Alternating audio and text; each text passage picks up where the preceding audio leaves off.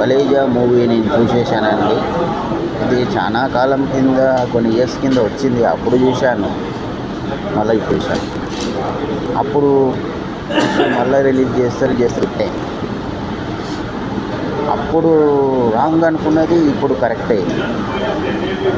ఈరోజు రాంగ్ అనుకున్నది రేపు కరెక్ట్ అవుతుంది, రేపు కరెక్ట్ అన్నది రైట్ అన్నది ఎల్లుండి రాంగ్ అవుతుంది. It is based on circumstances, లేకపోతే మనుషులే దీన్ని క్రియేట్ చేస్తారా? ఈ రెస్పాన్సిబుల్. ఒకటి ఫెయిల్ కావడానికి రీజన్ ఏంటి? సర్కమస్టెన్సెసా, మనుషులా, వాళ్ళ థింకింగా? హిందీలో ఒక కహావత్ ఉందండి, లోగ్ బురే నహీ హోతే ఆలాత్ బురే హోతే అంటారు. కానీ అది నిజం కాదు, లోగి బురే హోతే అన్నట్టు నాకు అనిపిస్తుంది. సో మన మూవీకి వద్దాం, కలేజా మూవీ రివ్యూకి. ఇందులో మహేష్ బాబు గారి యాక్టింగ్ బాగుంటుందండి. ఇందులో ఫస్ట్ టైం కామెడీ పర్ఫార్మెన్స్ ఉంటుంది. కామెడీ, యాక్షన్, ఇలా ఎమోషన్ చాలా బాగుంది.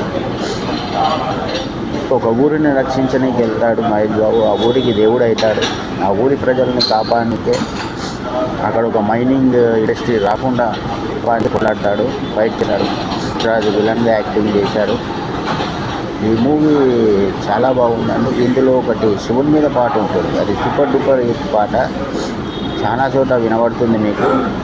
ఈ మూవీ ఫ్లాప్ అయిన తర్వాత ఓటీటీలో రిలీజ్ చేశారు, టీవీలో కూడా అంత వచ్చింది. అసలు ఎందుకు ఫ్లాప్ అయిందో తెలియలేదు. మళ్ళీ ఇప్పుడు రిలీజ్ చేశారు, సూపర్ డూపర్ హిట్ అయింది. ఈ మూవీకి నేను 3 స్టార్స్ ఇస్తానండి. Thank you very much.